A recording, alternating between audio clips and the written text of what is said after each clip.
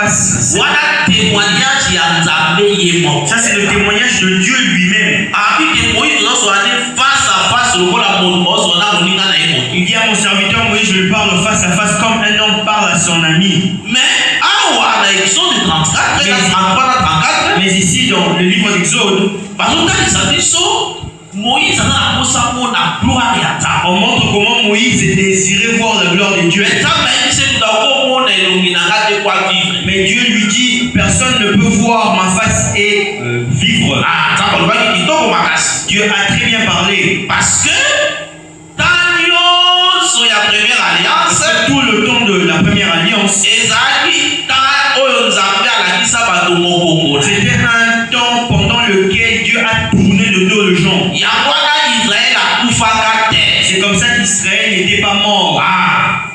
Maintenant, pour qu'une personne meure, il faudrait que Dieu te montre sa face. C'est-à-dire que si Dieu te montre sa face, ce qui s'en suivra, tu mourras, tu dois mourir. C'est pourquoi quand le frère Paul dit ici, ce n'est plus moi, c'est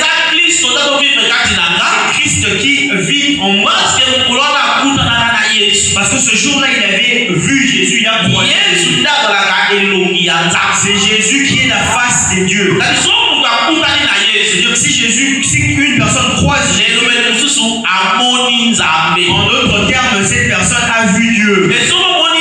Et si tu vois Dieu, tu dois mourir. Amen. C'est comme ça. Si nous voyons des gens venir prier, mais continue à mener une vie, cela signifie qu'ils n'ont pas encore croisé la face de Dieu. Parce que voir Dieu a pour conséquence de mourir. En d'autres termes, le vieil homme doit mourir. Comme l'apôtre Paul prêche. Si une personne est en Christ, elle est devenue une nouvelle créature. Toutes les choses anciennes, toutes les choses anciennes, c'est la mort. Dans les choses on ne s'y trouve plus. C'est cela la personne qui a vu Dieu. Amen. C'est comme ça que nous montrons que dans l'enseignement que nous avons, c'est un enseignement qui nous montre la face de Dieu. Et une fois que Dieu te donne sa face, tu es une personne qui a trouvé grâce à ses yeux. Amen. Que Dieu vous bénisse. Depuis le mardi, nous avons dit que nous allons revenir la conférence sur tout ce qui a été dit pendant tout au long de notre conférence. Par la grâce de Dieu,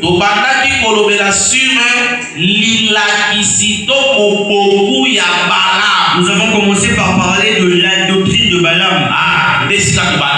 C'est par là que nous avons expliqué pourquoi nous devons commencer par ça.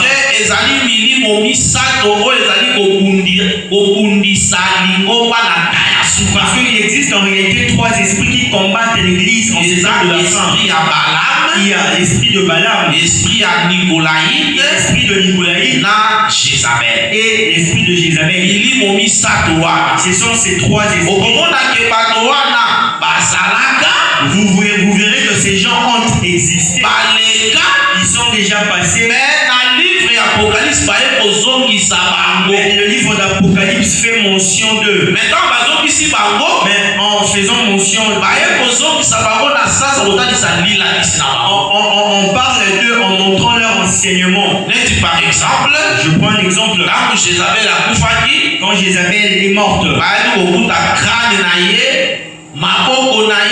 on a trouvé son crâne, ses mains et ses pieds. Donc, nous autres, son corps était pourri, mais ces choses étaient. Ce n'était pas des rencontres. Parce que dans la Bible, il n'existe pas des histoires. Dans la Bible, il existe des enseignements. Toute écriture est inspirée de Dieu. Quand on dit que l'hypominio soit et où tu n'as pas un jamais, quand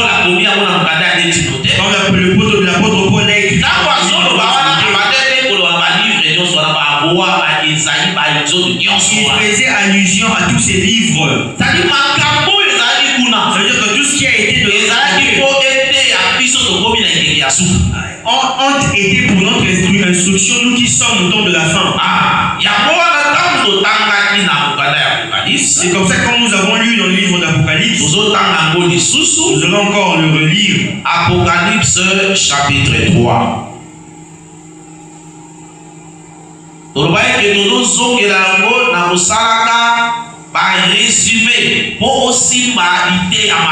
avons dit que nous revenons dessus pour faire des résumés de manière à ce que tu saisisses facilement. Apocalypse chapitre 2. Enseignement sur cette église d'Asie. Nous avons dit aussi que si Dieu nous accorde sa grâce, nous allons parler sur c'est un enseignement qui nous a été donné par Dieu pour que vous soyez construits. Chapitre 2, 18, verset 12. Amen. Écrit à l'ange de Pergame. Voici ce que dit celui qui a l'épée aiguë à deux tranchants.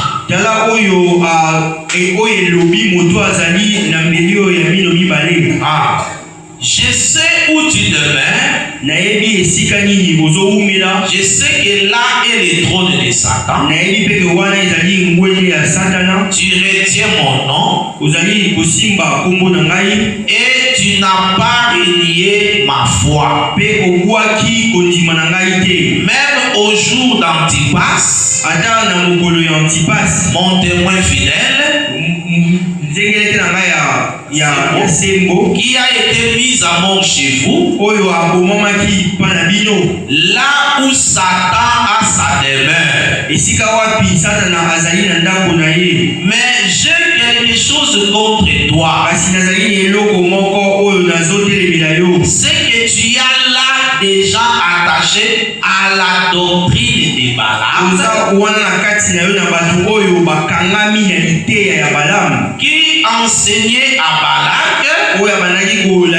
Balak à mettre une pierre d'achoppement devant les fils d'Israël pour qu'ils mangent des viandes sacrifiées aux idoles, qu'ils se livrent à la débauche. De même toi aussi, tu as déjà attaché pareillement à la doctrine de Nicolaïte. Amen.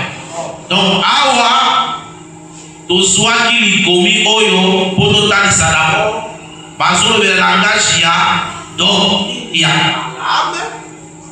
Cette écriture parle du langage de la doctrine de Balaam. La doctrine ya Nicolaïte. Et la doctrine de Nicolaïte. Et ça, doctrine oyo. Ce sont des doctrines que nous devons maîtriser. Parce que parce que la raison pour laquelle nous venons à l'église, c'est pour acquérir l'intelligence de Dieu, la connaissance. Cette connaissance combattra pour toi devant les ténèbres. Les gens pensent que la connaissance est une chose. Si tu acquiers la connaissance de Dieu, acquérir la connaissance de Dieu veut dire que tu as reçu Dieu. Parce que tu as rejeté la connaissance. C'est une écriture qui dit je te rejetterai aussi. Donc, Dieu a intrinsèquement lié à la connaissance à lui-même. C'est-à-dire que la connaissance c'est Dieu. C'est Dieu lui-même. Donc si tu as la connaissance de Dieu, cela veut dire que tu as Dieu. Donc c'est pourquoi nous montrons que l'église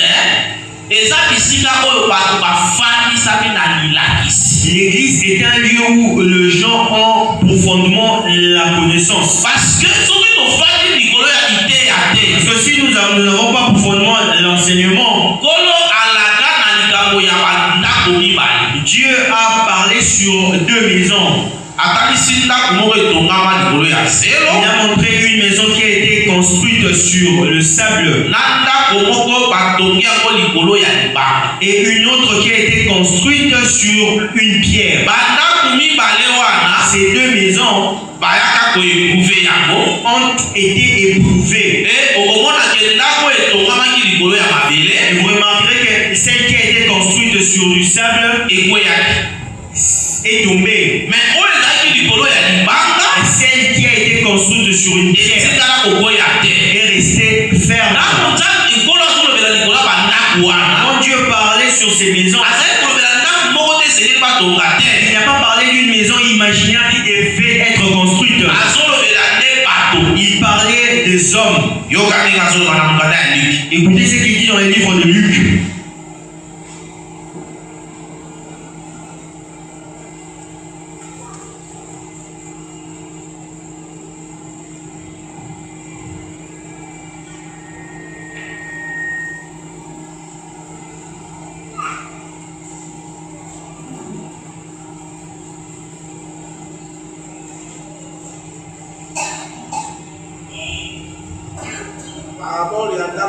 Il y a 2 maisons.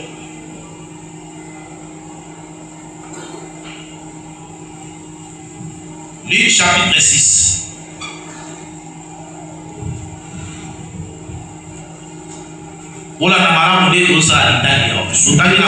Suivez la lecture attentivement, lisons au nom de Jésus. Amen.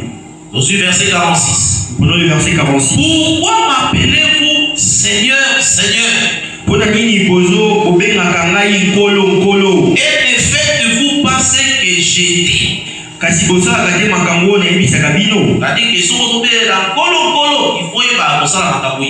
ça veut dire que si tu appelles Seigneur, Seigneur, tu dois arriver à te conformer à ce qu'il te dit. Je vous montrerai à qui est semblable tout homme qui vient à moi.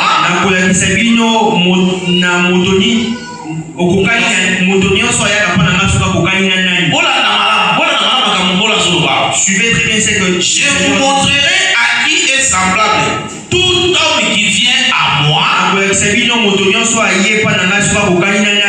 Entend mes paroles et les met en pratique.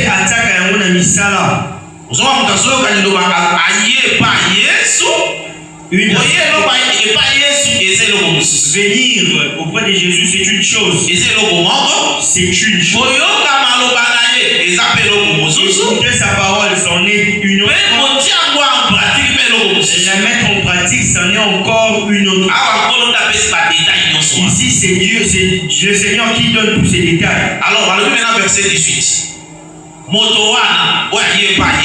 Cette personne qui est venue, qui écoute la parole, qui la met en pratique. Le Seigneur a dit, dans verset 48, il est semblable à un homme qui, bâtissant une maison, a creusé bien avant et a posé le fondement sur le roc. Une inondation est venue et les torrents se sont jetés contre cette maison sans pouvoir l'ébranler parce qu'elle était bien bâtie. Bien bâtie, bien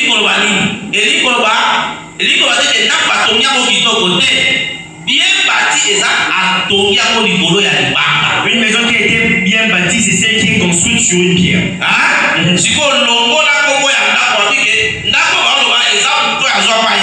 ici, Jésus parle de cette maison faisant allusion à l'homme. C'est-à-dire que si on dit que cette personne a un fondement sur la parole. C'est une personne qui a profondément une pierre. Une maison qui, si elle a été bien construite, il faut regarder sur quoi elle est fondée. Même dans la manière de voir les hommes.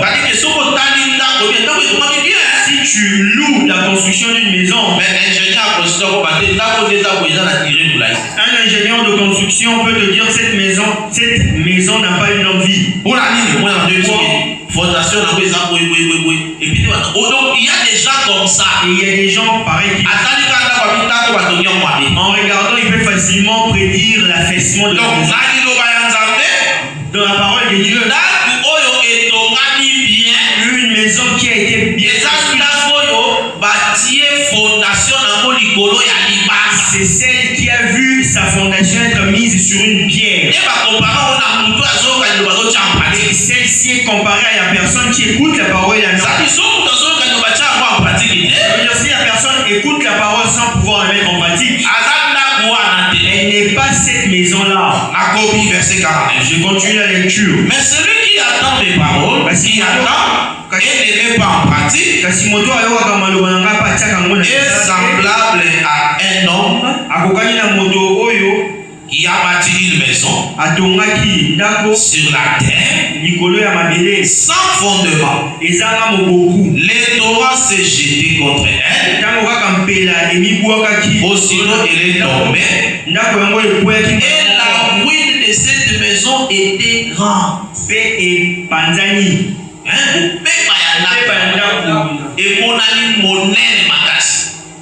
Il est vrai que l'auteur a repris la prophétie ces deux grandes maisons. Il est vrai que dans la prophétie, nous parlons de ces deux grandes maisons. Mais il parlait aussi comme un exhortateur. Ici, le Seigneur était dans la peau d'un exhortateur. Donc, il montre que une personne qui a profondément la parole n'est pas ébranlée pour reconnaître que cette personne a un bon fondement. On a montré ces deux maisons, que ce soit celle qui a été construite sur la terre ou l'autre qui a été construite sur la terre. Toutes les deux seront éprouvées. Alors vous reconnaîtrez celle qui est construite sur une pierre.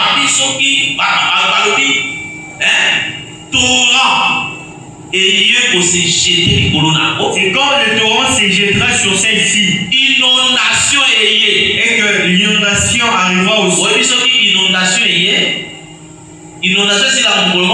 savez, quand une inondation vient, si un quartier est inondé, si vous descendez dans les quartiers, s'il y a eu une inondation, les gens partent même pendant un mois. Alors ces genres de maisons existent. En d'autres termes, il existe aussi ce genre de combat qui arrive et viennent aussi.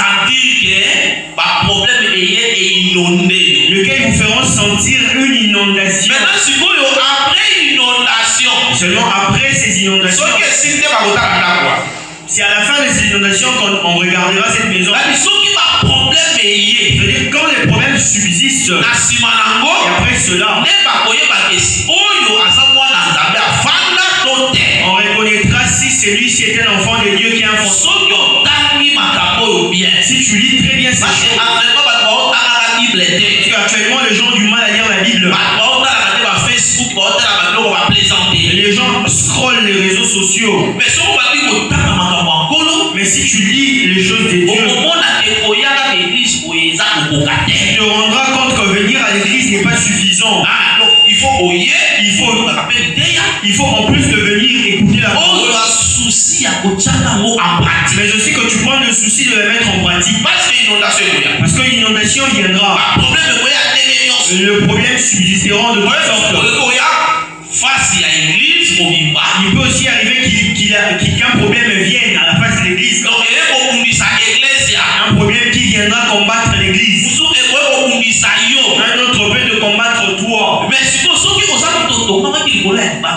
Mais si tu es une personne qui n'a pas été construite sur une pierre, quand l'inondation prendra fin, parce qu'aucun problème ne reste éternel, tout vent qui vient nous combattre passe. Mais après le passage de ce vent, on remarque que la maison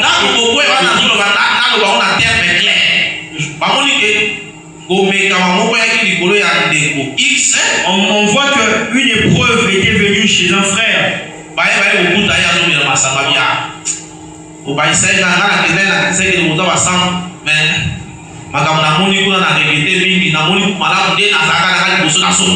pensais que vous étiez des frères, mais je me suis dit qu'il était bon que je revienne à ma maison.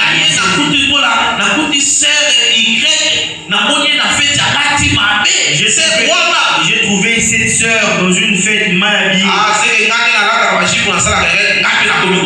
Moi en tout cas, je commets une erreur. C'est comme ça que pourquoi? Parce que c'est comme ça que les gens se perdent parce qu'ils n'ont pas au fondement le Christ. Voilà pourquoi nous avons dit ça que Église qui est nous a enseigné, nous a positionné. Voilà pourquoi nous montrons qu'en venant à l'église, nous venons pour être en position. Pas problème de la forme aussi longtemps si longtemps que nous serons dans cette marche, les problèmes prendront différentes formes. C'est comme ça que nous montrons la doctrine de Balaam. Nous avons dit ceci. On nous a prêché sur la doctrine de Balaam. Mais nous avons retenu deux éléments sur la doctrine de Balaam, qui nous donne une apparence claire de la doctrine de Balaam. Balaam était un devin.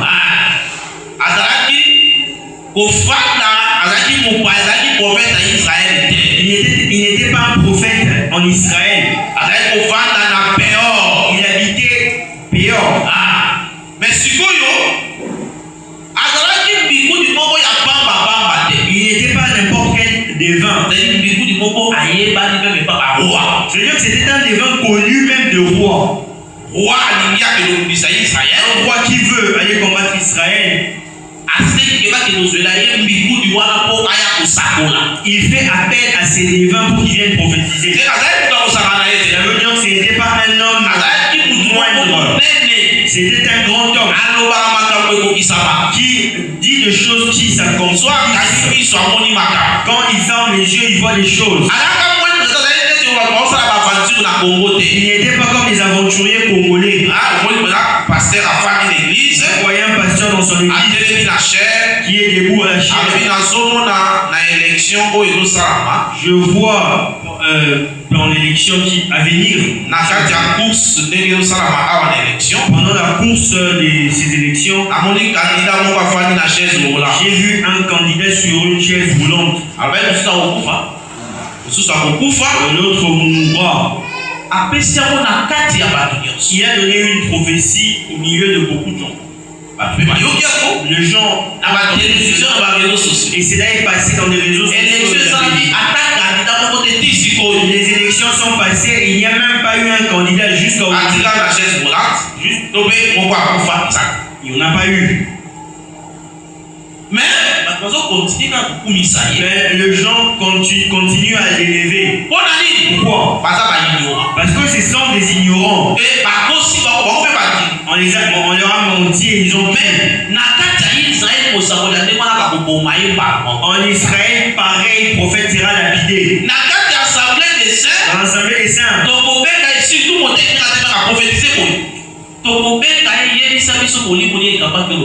Nous ferons appel à lui pour lui poser la question de savoir quel esprit qu'il a conduit. Nous prierons de manière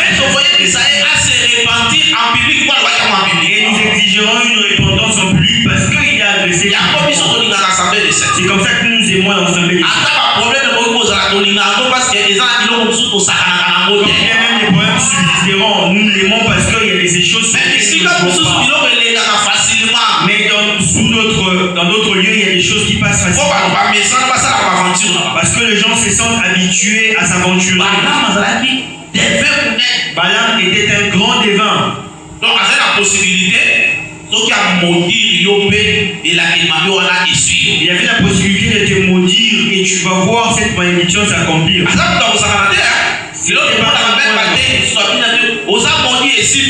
De nos jours, nous voyons même des prédicateurs dire que tu es maudit, mais ça marche pas. Mais une fois que Balaam sort un sortilège, ça s'accomplit. Nous allons le lire pour que tu vois comment Balaam était. Nous sommes dans le livre de Nombre. Écoutez les témoignages faits à Balaam.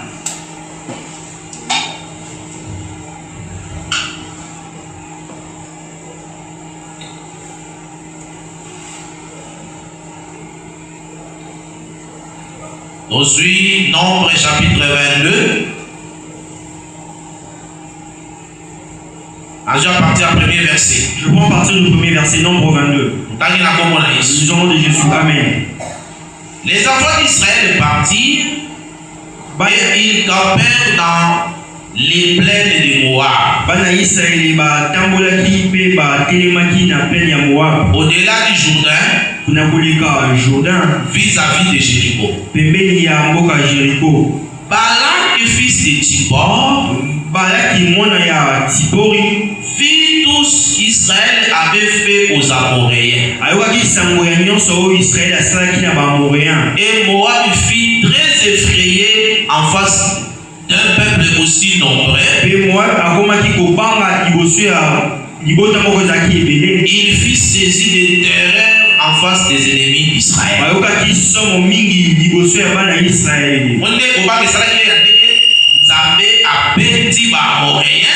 Ils ont pris peur parce que Dieu a frappé les Amoréens.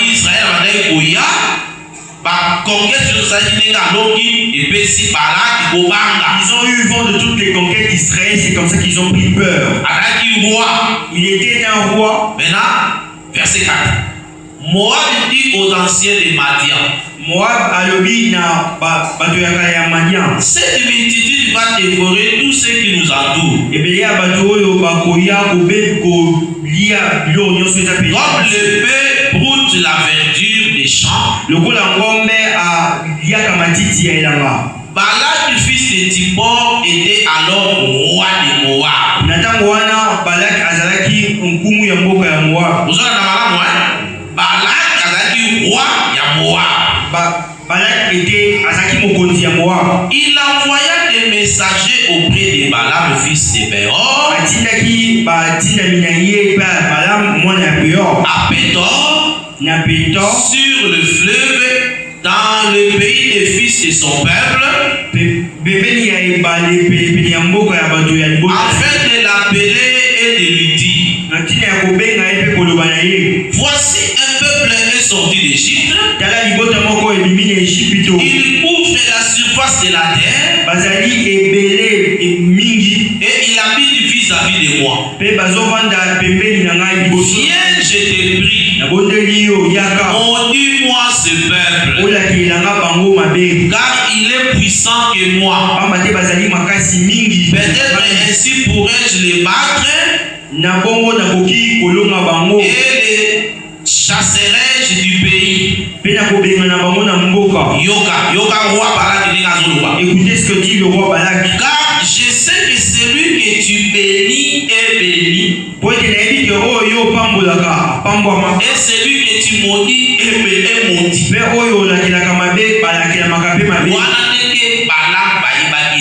Ça, c'est ce qui était connu de Balaam. Tu es béni. Si Balaam dit de toi que tu es béni, tu es béni. Mais c'est un devin.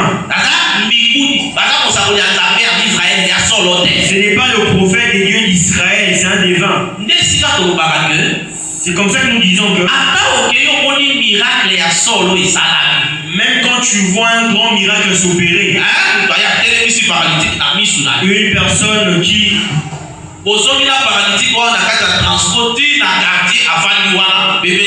vous rentrez avec l'ancien paralytique, cela ne doit pas effrayer un saint.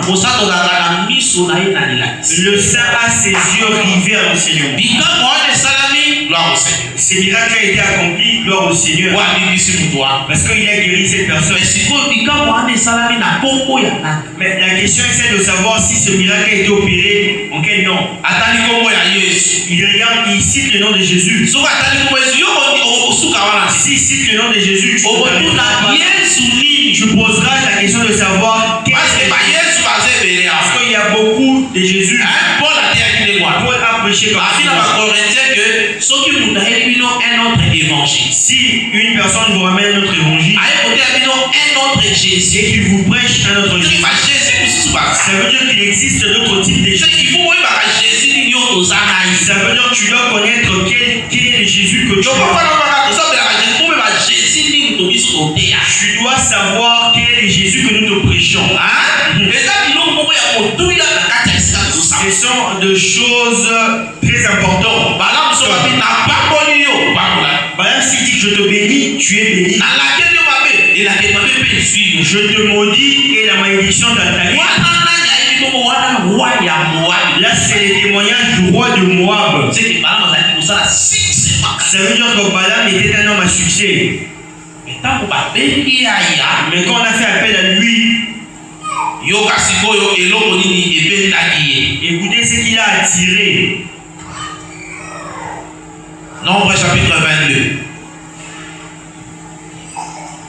Verset 15, dit la verset 17. Balak envoya de nouveau des chefs en plus grand nombre.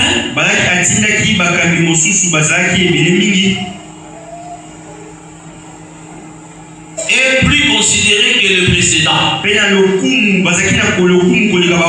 arrivèrent auprès de Balak et lui dit: ainsi parle Balak, fils de Zippor, que l'on t'empêche donc de pas de venir vers moi.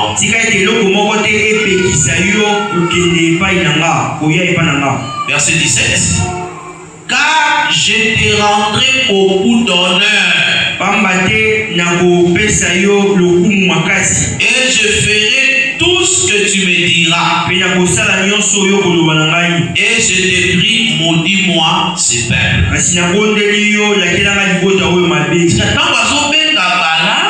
Quand on fait appel à Balaam, il lui a été promis des honneurs.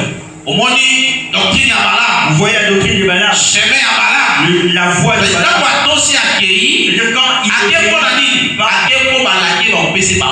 Il part parce qu'il lui a été promis les honneurs. Quand Pierre a lu ce que nous venons de passer, parce que les apôtres lisaient ses écrits. C'est comme ça qu'il nous a dit dans le livre de 2 Pierre.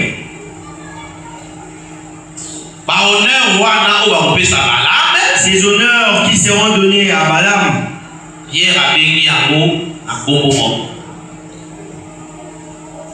J'espère que nous ensemble. J'espère que nous sommes ensemble.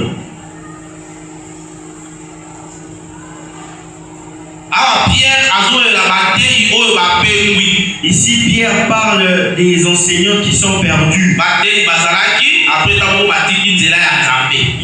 Ils se sont égarés de la voie de Dieu. La suite de Pierre chapitre 2. Le point livre de 2 Pierre 2. Il y a, à partir du verset 1er, il y a eu parmi vous, parmi le peuple, des faux prophètes.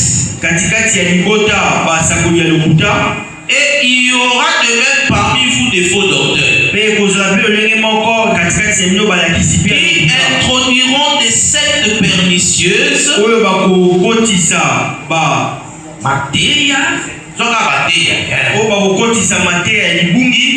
et qui renia les maîtres qui les a rachetés, attireront sur eux une ruine soudaine. Vous avez voici qui a été dit. Faux docteur c'est-à-dire que le faux docteur surgiront. Ils introduiront des sectes pernicieuses. Je vous donne un exemple Kimbangisme est la secte. Le kimbangisme est un secte. L'église ya Bundukia Congo est la secte. L'église de Bundukia Congo. C'est-à-dire que secte est où tout provient des sectes. Opinion personnelle. C'est ça. Les sectes proviennent des opinions personnelles.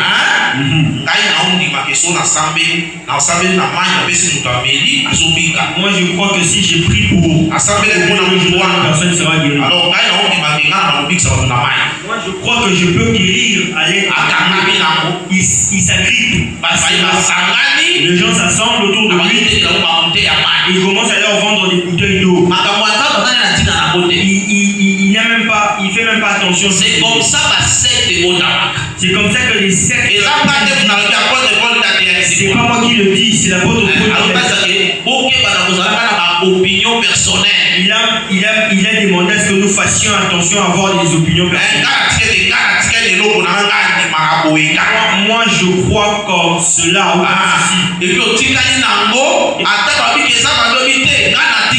Même quand on arrive à te démontrer que c'est une fausseté, tu t'y agrippes toujours. C'est comme ça que les sectes prennent vie.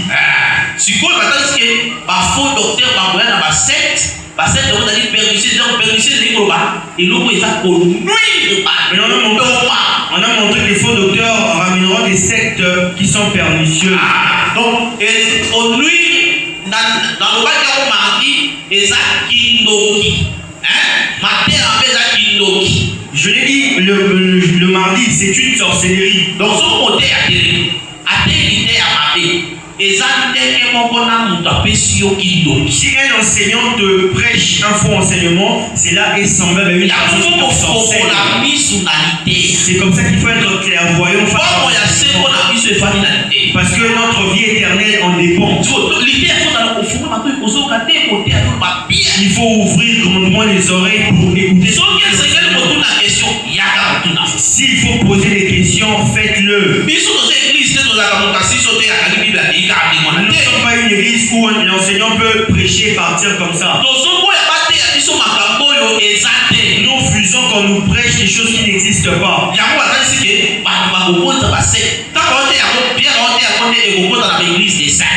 Quand l'apôtre Pierre parle de cela, c'est-à-dire que ça devait entrer dans l'église des saints. Est-ce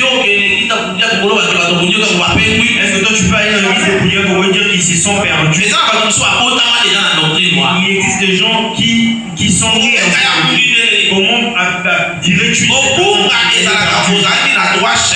perdre, ça veut dire que tu étais dans une et ça mais pour toi, une personne qui est née dans le catholicisme et il demeure l'égarement consiste à ce que tu avais la connaissance de la vérité. Au d'un moment tu la rejettes. Les gens qui demeurent là diront de toi que tu t'égares. C'est comme ça que les apôtres ont précisé ces choses dans les assemblées des saints.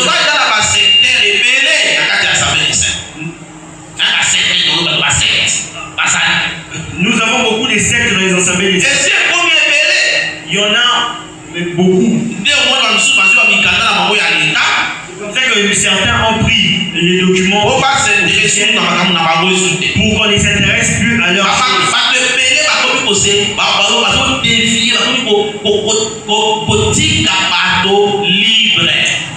Beaucoup de gens laissent ces gens libres maintenant.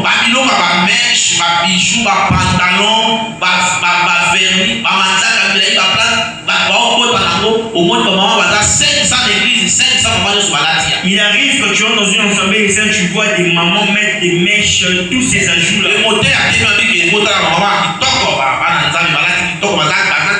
Et le prédicateur dira que voyez comment nos mamans sont jolies. Donc si vous ici quand il y a des voix là, et ça parce que Paul appelle ça, Pierre appelle ça de l'eau. Pierre et Paul ont interdit ces choses dans une église des saints. Maintenant, on a montré que ces personnes qui se sentent égarées. Quand l'apôtre Pierre continue dans ses écrits, il dit ceci. La suite maintenant, le verset 12.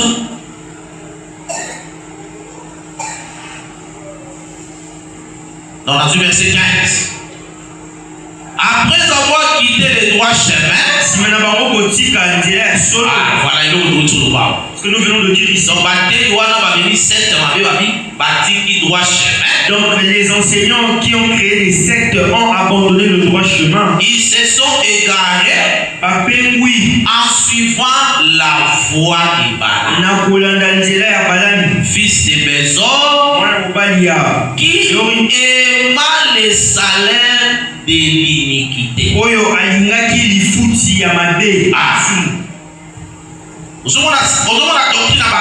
la doctrine de Balaam. Et ça, doctrine Oyo, et salaire et iniquité. C'est une doctrine qui affectionne les salaires de l'iniquité. C'est cela la doctrine de Balaam. Dans le livre de Nombre 22, on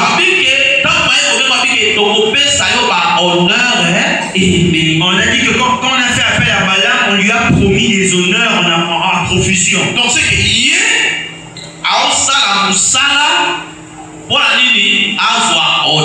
c'est-à-dire que lui, il travaille pour avoir des honneurs en profusion. Pendant que l'apôtre Paul, en prêchant, la gloire est attendue. Il dit que tout ce que vous ferez, faites-le pour la gloire de Dieu. Même Jésus, quand Jésus, quand il était sur terre, toujours pour élever les pères. Il élevait toujours le Père.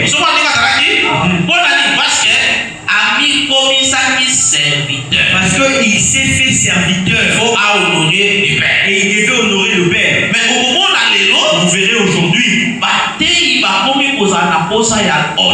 les enseignants ont le souci d'avoir des honneurs maintenant. Sillonnent toutes les assemblées de Kinshasa. Vous voyez comment les prédicateurs, le ministre vient au culte. Venir au culte simplement. Vous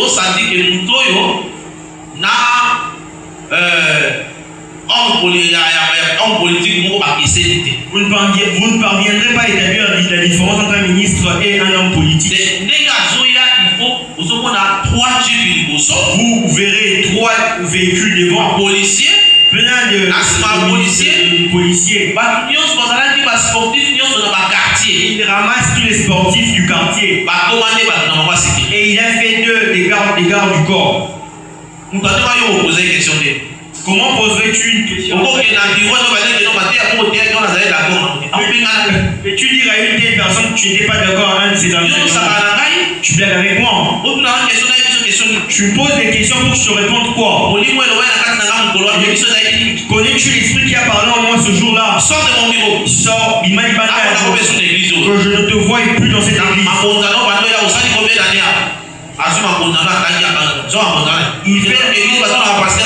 Il fait la sommation de toutes tes offrandes, il te le remet.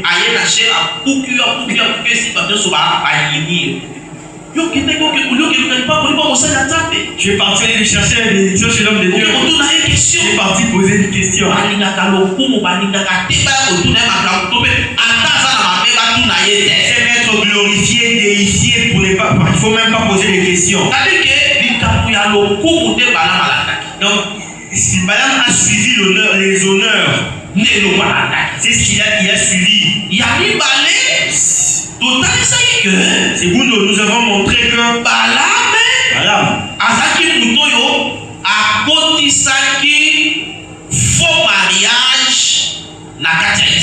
Balaam était une personne qui a fait entrer le faux mariage. L'enseignement ramène le faux mariage. C'est cela la deuxième chose que nous avons montré. Nous avons pris le livre de Nombre. Nombre chapitre 31.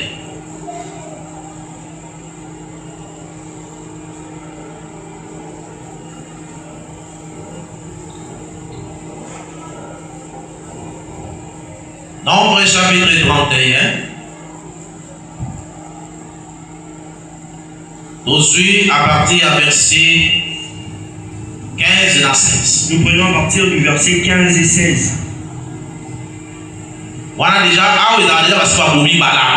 ici, c'est Balaam a déjà été tué. Il a connu une mort atroce. Vous voyez comment Balaam est mort. Nombre 31. Tozui.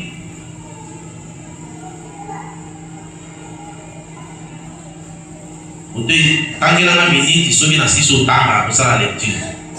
Pour ceux qui nous standent, il y a lecture dans le 6 à 10 minutes. L'Éternel parla à Moïse et dit, à partir du premier verset, à nombre 31.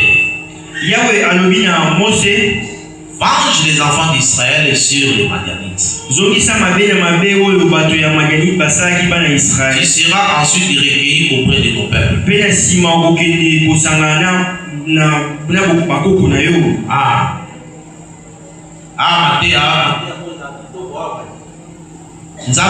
Moïse, Dieu dit à Moïse, a vengé les Madianites. S'il venge les Madianites, après quoi il mourra. C'est-à-dire que Moïse avant que Moïse ne puisse passer l'arme à gauche, il devait venger les Madianites. Donc il y a déjà une image à œuvre de la croix. C'est l'image de l'œuvre de la croix. Amen. La vengeance. L'œuvre de la croix, c'est une vengeance. Une vengeance, c'est l'œuvre que Satan a faite. Il a été vengé. Mais avant que Jésus-Christ ne le fasse, Dieu l'a dit à Moïse. Moïse a vengé. Donc pour que Moïse n'arrive à venger, Moïse parla au peuple et dit, équipez d'entre vous des hommes pour l'armée. Il marche contre Madian afin d'exécuter la vengeance de l'Éternel sur Madian. Vous enverrez à l'armée 1000 hommes par tribu de toutes les tribus d'Israël. Donc, combien de soldats? 12 000 soldats. J'étais parti au nombre de 12 000. On leva l'ordre des milliers d'Israël, 1000 par tribu, soit 12 000 hommes équipés pour l'armée.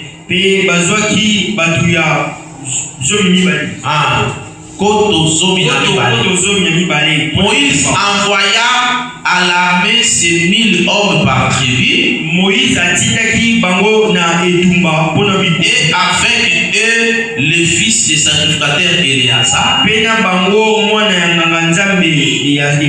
Phiné, qui portaient les instruments sacrés et les trompettes retentissantes.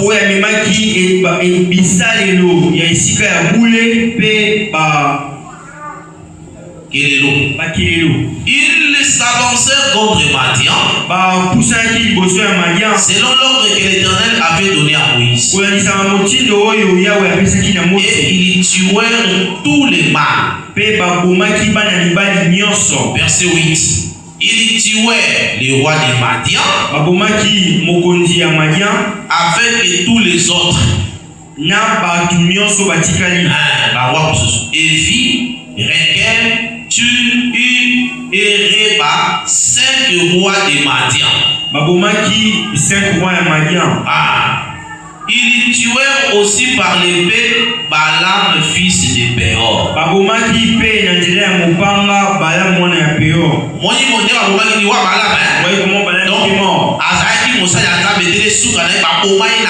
Il n'était pas un serviteur de Dieu, c'est comme ça qu'il est mort lors d'une guerre.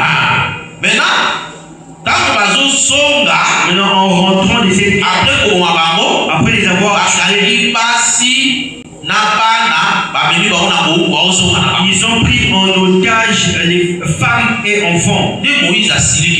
C'est comme ça pourquoi vous ne les avez pas tous tués. Verset 14. Et Moïse s'irrita contre les commandants de l'armée, les chefs de milliers et les chefs de centaines,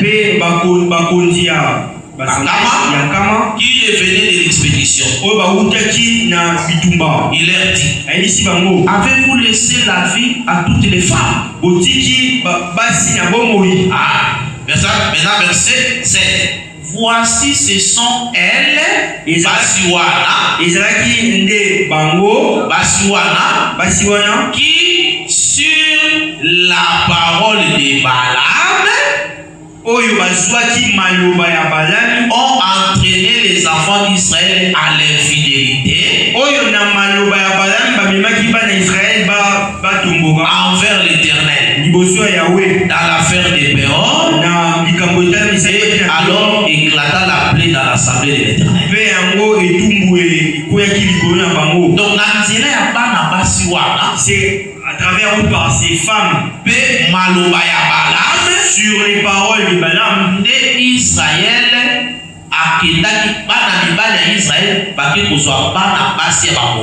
que les Israélites hommes ont pris des femmes moabites. Cette chose a énervé Dieu. Dieu a tué sans retenue. Pourquoi? Faux mariage. Le faux mariage. Le fils d'Israël et les filles moabites par la parole de Balaam se sont unis par la parole de Balaam. Vous voyez le travail de Balaam. Il cherche l'honneur. Il ramène aussi l'enseignement qui conduit au faux mariage. Sur le faux mariage, nous avons parlé de faux mariage en prenant trois aspects. Le premier, nous avons montré ceci. Un enseignant de l'évangile de Jésus. Je ne veux pas dire l'assemblée de l'évangile. Je prends l'enseignant de la bonne nouvelle de Jésus. Ne peut inciter un frère à épouser une païenne. Il ne peut sortir ce genre de paroles. Le mariage doit se faire dans le Seigneur. C'est cela l'enseignement de la vie éternelle.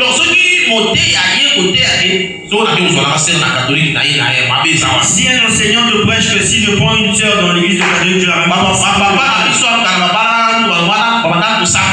Nos pères ont épousé des femmes sans pourtant être. Ils sont restés dans le calme jusqu'à nous enfanter. D'où vient le mal?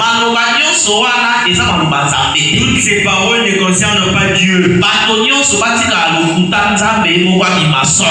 tout le monde soit reconnu menteur et que Dieu seul soit reconnu vrai. C'est Dieu qui a interdit cela. Ça veut dire qu'un enseignant qui a l'esprit de Balaam ne verra pas au mariage. Deuxièmement, les alliances sont aussi des mariages. Parce qu'un mariage c'est toute une alliance. Un enseignant tel que on ne peut pas nous envoyer une invitation. Le bourgmestre viendra dans l'église et il demande à ce que nous puissions nous réunir avec pasteur à l'Assemblée des enfants. Nous arrivons là, le pasteur de l'Assemblée, le pasteur de l'église de réveil, musulman, orthodoxe, nous réunissons pour prier l'un après l'autre. Écuménisme, les saints ne peuvent pas participer à cet écuménisme. Ce n'est pas un travail qui nous allons prier pour le pays. Nous savons qu'il nous faut obéir aux autorités. Prier pour ceux qui sont élevés en dignité. Mais de là à nous réunir avec ces gens, nous ne ferons pas cette union, cette alliance.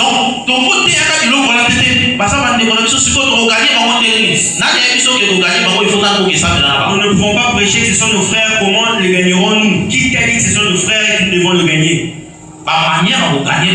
Il existe différentes façons de les gagner.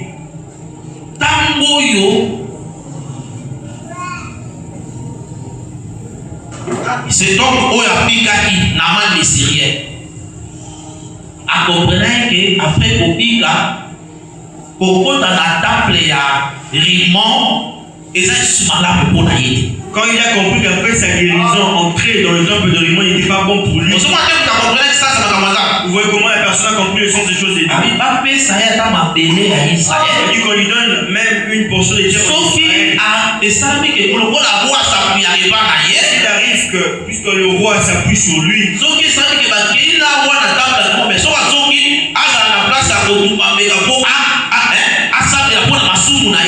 s'il arrive qu'il entre avec le roi dans le temple de Rimon,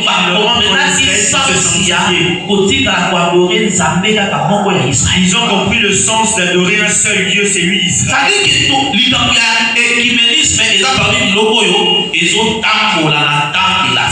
L'œcuménisme fait partie des choses qui marchent au temps de la fin. Les gens se réunissent, ils font fi des doctrines. Ils se sont dit que eux tous prient un seul Dieu. Il existe des écritures qui montrent que nous ne prions pas un même Dieu. Il existe des personnes qui prêchent que je peux être là. Je m'en vais à Paris. Je vais faire une semaine de l'autre côté. Mais je ne paye pas, je n'achète pas mon billet. J'entre dans ma chambre, je m'enferme et je dors. Je me retrouve à Paris. Les gens me voient aussi. Ils ont pris comme base quand Édonique Éthiopien a été baptisé par Philippe. Il a disparu, mais cela n'est pas resté comme une doctrine. Voyage astral. Ils appellent ça le voyage astral. C'est la sorcellerie. Comment on peut se rassembler avec une telle personne? C'est un faux mariage. Ils ont dit, il dit pas la Yamabé. C'est l'esprit de balamisme. Troisièmement, nous avons dit les hommes. Dans la Bible, ce sont les Écritures. Nous avons montré c'est là. Les Écritures, les Écritures, ce sont des hommes. L'explication, l'explication, c'est une femme. Proverbe chapitre 6. Nous avons donné le livre de Proverbe 6. Garde les préceptes de ton père. Bomba malako ya papa na yo. C'est le père qui donne les préceptes. Enseignement. Et c'est la maman qui donne l'enseignement. Nous sommes allés dans Genèse 27. Nous avons montré que Isaac avait donné à Esaü la loi, la recommandation d'aller prendre un animal. Mais la maman a donné à Jacob et c'est que le père a dit et son explication. Donc Jacob a écouté les paroles du père et de la mère. C'est comme ça qu'il a reçu la papa. Nous avons montré que le père, ce sont les Écritures. La mère, c'est l'explication. Donc, maintenant, un enseignant, pendant qu'il prêche, il faut que l'écriture, il doit réussir à l'écriture et son explication marche de pair ou s'accorde. Et c'est quelque chose il ne faut pas que quand une personne qu'il lise une écriture, mais quand il faut apporter une interprétation, vous sentez que l'interprétation est biaisée ou erronée. C'est un faux mariage. Le faux mariage aussi consiste et là l'esprit à Balaam. C'est l'esprit de Balaam qui vient prendre une écriture qui n'a pas qui a une peur il donne une explication qui le concerne. Alors l'explication si cette explication n'est pas correcte à l'écriture dans l'appellation des choses de Dieu, c'est un faux mariage. Maintenant c'est ces faux mariages qui donnent naissance aux géants. Et dans l'église où on trouve des fausses on y trouve aussi des mauvaises. Il existe aussi des troubles dont on ne peut même pas imaginer. C'est comme ça que par la grâce de Dieu le dimanche nous commencerons parce que les géants sont issus d'un faux mariage. Ces choses qui sont si nous ne respectons pas l'écriture et son interprétation, nous n'aurons naissance aux géants. Les gens nous auront du mal à dompter. Voilà pourquoi nous montrons que la doctrine de Balaam et sa doctrine c'est une doctrine qui est la gloire. Et sa doctrine faux mariage. C'est une doctrine qui ramène aussi le faux mariage. Voilà pourquoi nous montrons que les serviteurs n'affectionnent pas les honneurs. Ils n'aiment pas qu'on le glorifie. Voilà pourquoi un jour Jésus, après avoir nourri le genre de pain, il a donné le poisson. Les gens se sont dit, cet homme mérite que nous puissions l'établir roi. Ils se sont accordés pour faire de lui roi. Et moi qui connaissais leurs pensées, il s'est échappé. C'est cela notre enseignement. Nous faisons des grandes choses, mais pour ne pas que nous puissions nous glorifier, pour que Dieu soit élevé. Amen. Amen. Et Dieu se fait vous bénir au nom de Jésus. Et cette nature-là, cette nature va être ton partage. Nous montrerons aussi par rapport aux dons spirituels. C'est pour ça que nous montrons que la doctrine de Balaam opère aussi dans les dons spirituels. Les dimanches, nous parlerons de Genèse 6 et des dons spirituels. L'esprit de Balaam travaille naturellement. Là, si il a le don de prophétie, le frère voit très bien, clairement. Nous avons l'intercession avec des gars dans un programme. Nous avons l'intercession, mais lui il a un programme parallèle. Il se crée des programmes parallèles. Il se rend on trouve ces choses dans les assemblées. C'est comme ça que les dons de Dieu nous perdent. Parce que ils ont les dons ont trouvé l'esprit de Balaam dominer les hommes. Que Dieu prenne pitié de nous. Que